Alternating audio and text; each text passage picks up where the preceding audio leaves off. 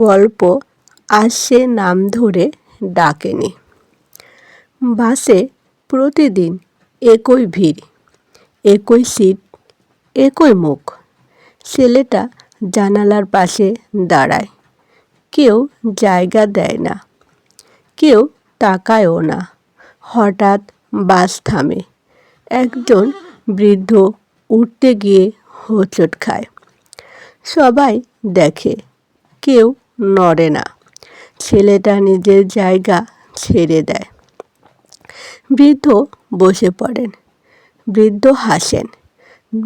ভালো মানুষ তুমি বাবা। ছেলেটা হালকা মাথা নেড়ে জানালার দিকে তাকায়। বাস আবার চলতে শুরু করে।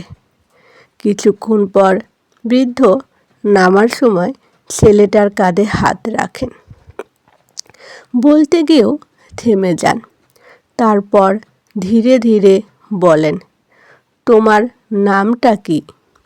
ছেলেটা একটু হেসে বলে, নাম জানার দরকার নেই কাকু।